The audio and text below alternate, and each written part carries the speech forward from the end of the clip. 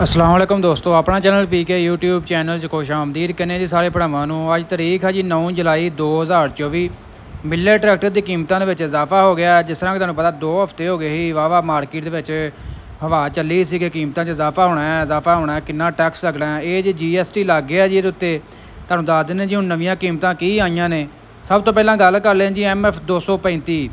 ਇਹਦੀ ਜਿਹੜੀ पुरानी कीमत सी 20,20,000 रुपया सी ते नवीं कीमत ਇਹਦੀ हो गई है जी 2,02,000 रुपये ये इजाफा हो गया। 22,22,000 रुपया नवीं कीमत आ गई।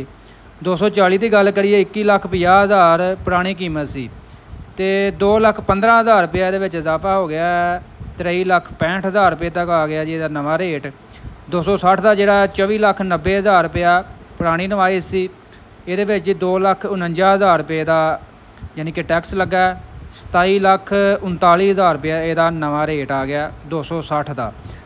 260 जो डिलक्स है 27,10,000 रुपया ये पुरानी नवाइश सी टैक्स कट के। विच मजीद टैक्स GST पाया जी 2,71,000 रुपया। यदा नवा रेट आ गया जी 29,81,000 रुपया।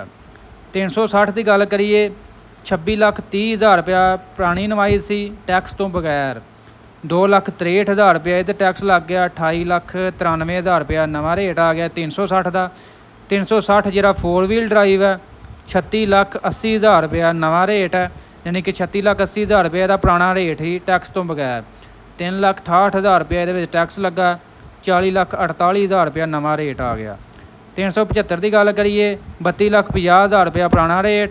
नवा रेट आ गया जी 35,75,000 रुपया। 375 4 व्हील की गल करिए 43,70,000 रुपया पुराना रेट। नवा रेट 48,07,000 रुपया आ गया जी।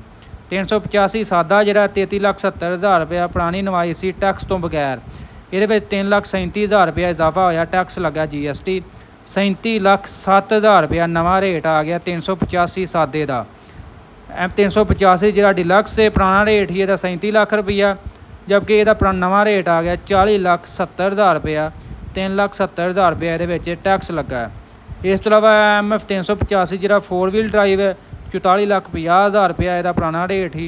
4,45,000 रुपया ये टैक्स लगा। 48,95,000 रुपया नवा रेट आ गया। 385 4 व्हील जो डिलक्स है 47,40,000 रुपया यदा पुराना रेट सी। 4,74,000 रुपया ये टैक्स लग गया। 52,14,000 रुपया नवा रेट आ गया MF 385 4 व्हील ड्राइव डिलक्स का। तो ये जी नवीं कीमतां जिहड़ियां ने 1 जुलाई तो लागू ने। 1 जुलाई तो पहला ਜਿਹੜੇ ਬੰਦਿਆਂ ਦੀ ਬੁਕਿੰਗ ਸੀਗੀ ਉਹਨਾਂ ਨੂੰ ਪੁਰਾਣੀ ਰੇਟ ਤੇ ਮਿਲਣਗੇ ਟਰੈਕਟਰ।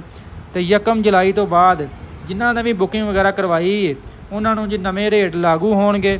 ਯਾਦ ਰਹੇ 1 ਜੁਲਾਈ ਨੂੰ ਕੰਪਨੀ ਨੇ ਨੋਟੀਫਿਕੇਸ਼ਨ ਵੀ ਦਿੱਤਾ ਸੀ। 1 ਜੁਲਾਈ ਤੋਂ ਪਹਿਲਾਂ ਹੀ ਤਕਰੀਬਨ ਹਫ਼ਤਾ ਪਹਿਲਾਂ ਹੀ ਕੰਪਨੀ ਨੇ ਨੋਟੀਫਿਕੇਸ਼ਨ ਦਿੱਤਾ ਸੀ ਕਿ ਕੀਮਤਾਂ ਦੇ ਵਿੱਚ ਇਜ਼ਾਫਾ ਹੋ ਸਕਦਾ ਟੈਕਸ ਦੀ ਯਾਨੀ ਕਿ हुकूमत पाकिस्तान टैक्स लाने जा रही है। तो जोड़े भी जिमींदार ने ट्रैक्टर बुक करवाना वो 1 जुलाई तो पहला ट्रैक्टर अपना बुक करवा लें। तो काफ़ी जिमींदारों ने बुक करवाया जिस तरह कि मैं भी तुहानूं दस्सिया ही कि टैक्स लग जाना। तो काफ़ी जिमींदारों ने बुक करवाया वह करके मजीद जो हुण नवीं कीमतां आ गई ने 1 जुलाई तो बाद जिन्होंने भी बंदियां दी बुकिंग सीगी उन्होंने नवीं कीमतां मजीद पेमेंट देनी पेगी। ये जी बकायदा तौर पर जुलाई 9 2024 को मिलर ट्रैक्टर लिमिटेड की तरफों नोटिफिकेशन दे दिता गया। ये बकायदा तौर पर दस दिता गया मेन डीलर कि एज नवीं रेट लिस्ट के मुताबिक हुण ट्रैक्टर मिलणगे। जिस तरह कि मैं तुहानूं कल भी अपडेट दी सी कि जिहड़ा ही 260 27 लाख 27.5 लाख रुपये तक कल मार्केट के सेल हो रहा है डिमांड कर रहे सी। जिस तरह कि तुहानूं पता डीलर नूं पता लग ही जाता हुंदा जो भी सूरत हाल होंदी है। तो तुहानूं जो भी सूरत हाल तुहानूं पहलां ही आगाह कर दिता ही अपडेट दे दी सी। तो लम्हा बलम्हा तुहानूं अपडेट देते रही था मार्केट की। फिलहाल जो ही कीमतां नवा रेट लिस्ट आया तुहाडे नाल शेयर कर दिता। वीडियो दोस्तों अच्छी लगी लाइक शेयर करनी है, दोस्तों लाजमी शेयर करनी है। इंशाल्लाह मिलांगे जी नैक्सट वीडियो दे विच।